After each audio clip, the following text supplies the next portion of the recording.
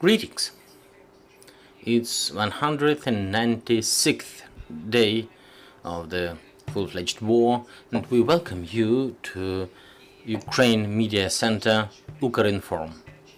Our first briefing today is dedicated to the beginning of the academic year. We understand that there are many issues in terms of war. We have occupied territories, we have internally displaced children. And Yuriy Kononenko, the head of the main directorate of General Secondary and Preschool Education at the Ministry of Education of Ukraine, will be our speaker today. Can you hear us? Yes, I can hear you very well. So, the academic year has started. Do you have information how many children have been displaced and how many children started the studies or started going to the kindergarten? How many kindergartens are open? What's offline? What's online? What's happening? Do you have any basic stats for today? So we have some preliminary information about the studies. Let me first talk about the schools, and then we'll try also to find the info on kindergartens. So, overall, we think that the academic year is the 7th of September, and it started a week ago, so it started in the organized manner. The regional military administrations they tried to do everything possible to ensure safe and secure conditions for the educational process. At the moment, in Ukraine, we have 12,906 schools. Out of them, 3,539 started working in the regular mode, 3,800 in the mixed mode, and the rest in the online mode.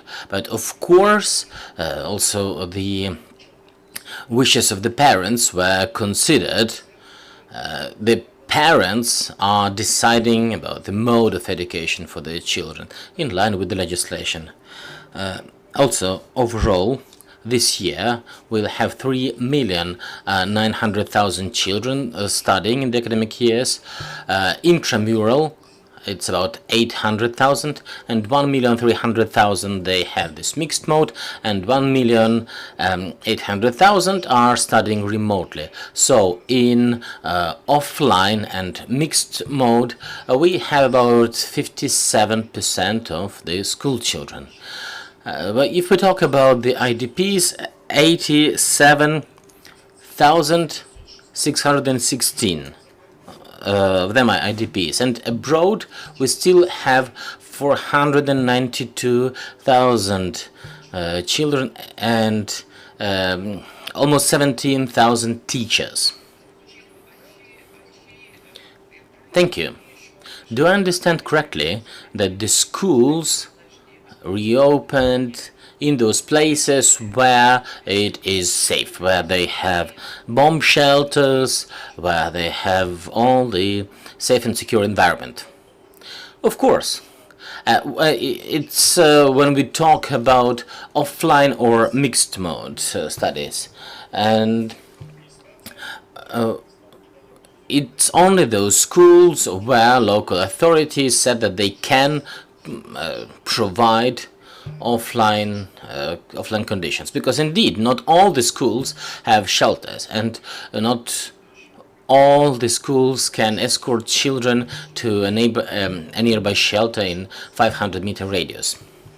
And we have 4,600 teachers working offline, 4,500 provide educational services using remote conditions, and 882 teach in the mixed mode. That's about preschools and kindergartens. Okay, so about the occupied territories. Can children study there? What's the situation there? And do you have contact with the teachers who stay in the occupied territories? And what's the policy of the Ministry of Education with regards to those. Well, here we have to start talking, that we as the ministry and also local education departments and military administrations, we create all the conditions so that whenever it's possible and technically feasible, children who are in the occupied areas, so that they were able to study in Ukrainian schools located at Ukraine-controlled territories, remotely or extramurally. So there is a way to teach children online. So now it only depends on the specific situation of those children. Unfortunately, it's not only about technical difficulties, even though we have to consider that in the most part of occupied areas, internet connectivity is limited. But also, we see a general public perception problem when the occupation government is actually not welcoming, or so to say it, or it's actively trying to punish citizens who want to teach their children in Ukrainian schools online. It's difficult. So this period of studies for those children who are now studying in European schools, will it be accredited here? Is there some tool set which would recognize their studies abroad in Ukraine? Of course. Here we have to separate the graduates and non-graduates. When we talk about graduate years, which is year 9 and year 11, so the last year of basic secondary education and complete secondary education, the procedure is clearly stated in the legislation. There is the procedure to recognize education certificates. So it's assessed, and we have the state enterprise called Information and Imaging Center, and they do this. When we talk about non-graduating years, when the war started, the ministry has issued a methodological order which outlines the following. If the child studies in Poland in a certain class and studies, for example, geography, then the student or the parents can contact this Polish school, and we've informed our partners about this, and the Polish school can issue an information letter that this child from Ukraine stayed in this Polish school in this period, and in that time the child studied this, and that, it was assessed like this and that, so we need to have all the information. And then this information letter will be considered by Ukrainian schools when the next grade would be assigned for this student. This is it in brief. So does it have to be put into some international agreement or something? Is there any work going on to make sure the parents and the students would not have some bureaucratic issues when they come back?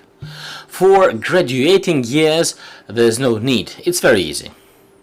Let me add to make it clearer.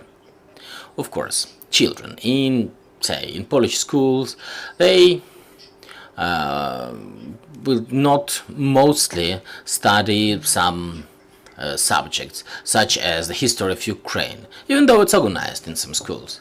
But overall, in these cases, when the child comes back, the school should organize additional classes for this child, and to organize the assessment to make sure that the curriculum, the Ukrainian curriculum, has been completed. So here there's no bureaucracy. If there are doubts as to whether the child completed the curriculum for a certain year, then the school can create a commission which would assess the educational level of the students. If we talk about graduating years, the procedure is clearly stated in the legislation already, and we can't say that it takes some bureaucracy. So you do have to submit your papers to this agency. But, well, it's a regular procedure. We have to recognize the educational documents issued in different countries following this procedure. There are certain areas in Ukraine where evacuation continues, and there are people which are being displaced. So if some parents move to a different region now, after the new academic year has begun, will they face any issues with transferring a child to a local kindergarten or a local school? They shouldn't face these issues. The ministry has been reiterating for quite some time. We've focused the attention of regional authorities that now, in this situation, we have to provide maximum attention to children in difficult situations. And we don't have information that these issues exist. Now, we do receive a lot of letters to the email of the ministry with different complaints and grievances, but we did not have a case that, for example, an IDP child would not be transferred to a school. With kindergartens, it might be more difficult. Well, if in some areas not all the kindergartens are open, then yeah, there might be no places. But in any case, IDP children, they have all the same rights as people who were residents of that area. Any questions from the journalists? Hi. You have said that 492,000 Ukrainian students are abroad. So how many of them started studies in local schools abroad and are not studying online in Ukraine? A second question, how many schools have bomb shelters? Do you have some percentage? Thank you. If you could introduce yourself? Sorry, I'm Vitaly Golod from Ukrinform. So, with regards to the first question, no, we don't have the statistics broken down by countries, and we do not know whether all the children who are, for example, in Germany, are studying in Ukrainian schools. Let me briefly explain the general policy here. So, Ukraine will understand. Ukraine is interested to bring its children back to Ukraine with families. That is why we are trying to incentivize for the children to stay in the Ukrainian education system. So we encourage all of them to stay in touch with their school. It might be remote or extramural studies, or even family mode of studies when the parents are responsible for following the curricula. But indeed, there are difficulties. You've mentioned Germany, and yesterday we've had a big meeting with the representative of German Ministry of Education and the representatives of federal lands, because in Germany many aspects of educational policies are decided by the authorities of the federal lands, and there are areas where it's mandatory for children to go to school. So if a child stays in Germany, they have to go to school. Actually, same in Ukraine. The refugees from other countries who previously came to Ukraine, well, they had to send their children to schools regardless of the conditions why they ended up here, because, well, it's enshrined in the Convention on the Rights of the Child. So, yeah, of course, we get letters that it's difficult when children have to go to a German school in the morning, and then there's some homework, and then also they have some online classes in the Ukrainian school. So the parents have to find a balance here. So we suggest in this case they could switch to what's called the family mode of studies or extramural studies. And sorry, I've forgotten the second question. Can you remind it? It was about the percentage of bomb shelters, the percentage of schools which have bomb shelters. And if we are building new schools, we'll have more bomb shelters. This percentage, I mean, I've said that 57%, so about 60% of children who study offline or in the mixed mode, it's more or less corresponding to the situation with shelters, not necessarily bomb shelters, but shelters.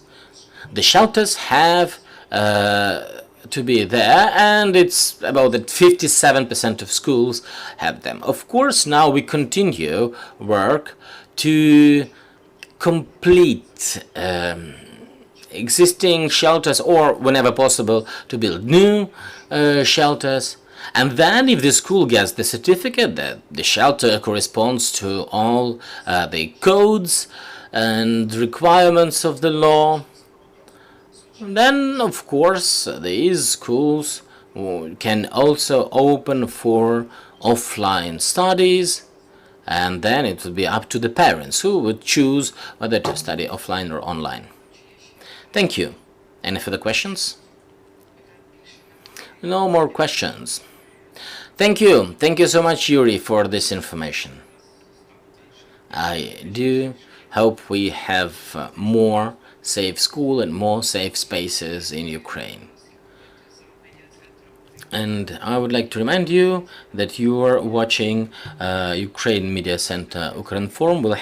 We have an adjustment to the schedule. Next briefing will be at 2 o'clock, and we'll talk to Fedor Venislavsky, the member of Parliament of Ukraine, and we'll talk about the mobilization of women and whether women will be enlisted. Thank you.